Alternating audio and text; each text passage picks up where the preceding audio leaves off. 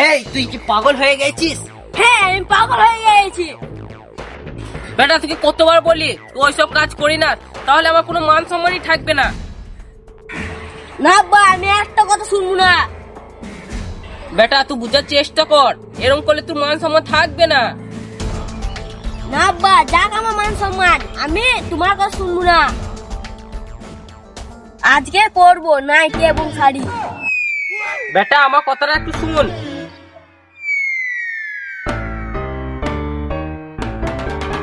বেটা এরকম পাগলামি করি না। না আব্বা আমি করবো পাগলামি। নাইটি পরার সঙ্গেও কানে দুলও পরবো। বেটা তুই তো ছেলে, ছেলে আবার দেয় নাকি? ও ছেলেরা দেয় না, আমি কিছু জানি না, আমি আসছি।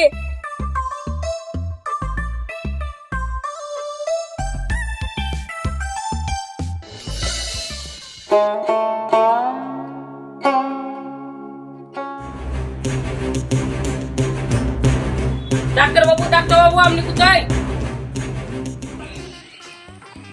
ও পেশেন্ট আছে তাহলে, এই তো। ডাক্তার বাবু আমার বেটাকে বাঁচান। কেন আমার ব্যাটা আবার কি হলো সেটা তো আগে বলো। আমার বেটার একটু মাথার সমস্যা, শুধু বলছে নাইটি পরবো শাড়ি পরবো, এইসব কি ভালো লাগে? বলছো কি গো, এই কথা তো আমি বাপের জন্ম শুনিনি। হ্যাঁ গো ডাক্তার বাবু, আমার বেটাকে একটু চিকিৎসা করে ঠিক করে দেন। হ্যাঁ হ্যাঁ আমি তো তার জন্যই আছি। আমি হলাম লক্ষ্মী মশাই ডাক্তার, আমার নামে গোটা গ্রাম কাঁপে। ডাক্তার বাবু রুগীকে নিয়ে কিছু করেন নাকি? না না একদম না, আমাকে দেখে কি তাই মনে হচ্ছে আমি হলাম লক্ষ্মী ভান্ডার ডাক্তার। ঠিক আছে ডাক্তার সাহেব, আমার বেটা তাড়াতাড়ি চিকিৎসা করেন। তুমি একটু শান্ত থাকো, আমার ব্যাটাটা একটু দেখে। আয় আয় কোথায়।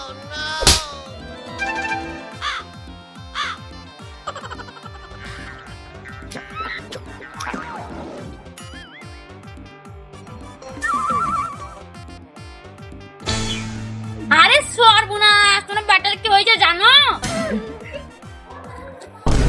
কি হয়েছে ডাক্তার বাবু? তা তো জানি না, তোমার ব্যাটাকে দেখে মনে হচ্ছে একটা সমস্যা আছে মাথায়। ধুর মিয়া, আপনি কি রকম ডাক্তার? আমি বললাম তো আমার বেটার মাথার সমস্যা আছে।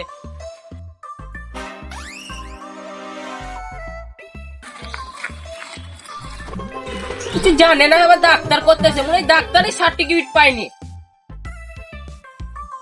হ্যাঁ এই লোকটা বললে কি রে আমি নাকি পাগল? আমার নামে ওটা কান্দে গিরাম কাবে, আমি পাগল?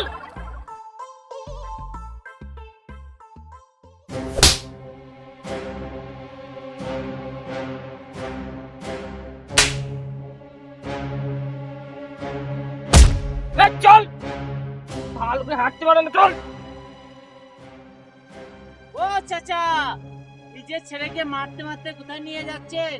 একটু দাঁড়ান। আর বলো না ভাইপু, ছেলেটাকে মাঠে খাটাইতে এনেছি।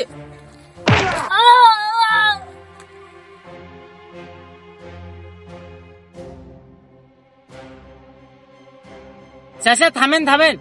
আর বলছি শুনেছি আপনার বেটার নাকি মাথার তার কাটা, মানে আমি বলতে চাই আপনার বেটার একটু মাথার সমস্যা আছে।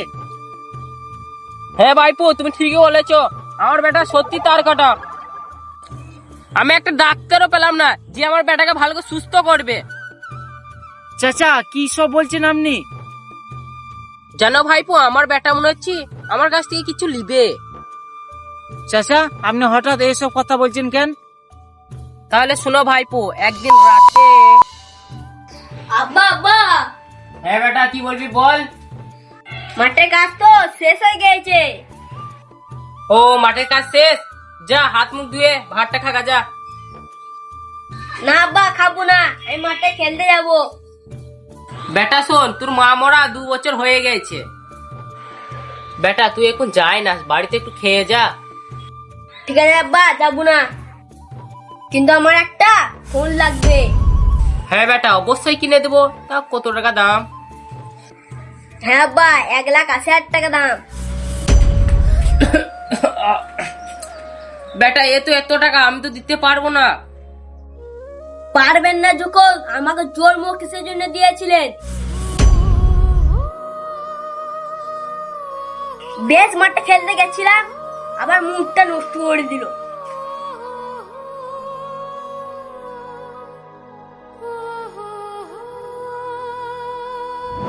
সেই তখন থেকে আমার বেটাটা ওইসব করে। চাচা, আপনার কথা শুনে যা মনে হলো আপনার বেটা মনে হয় মায়ের ভালোবাসা পায়নি, তার জন্য এরকম করে। ঠিক আছে ভাইপো, তুমি যাও, আমি বেটাটাকে কাজ করাই। ঠিক আছে চাচা, আমি আসছি। আর আপনার বেটাকে বেশি করে কাজ করাবেন, আর যত ট্রাক্টর কাজ হয় আপনার বেটা যেন করে। এ তো এই বয়সে নাইটি এইসব করার শখ কিসের? বেশ, আমি আর কিছু বলবো না, আমি আসি।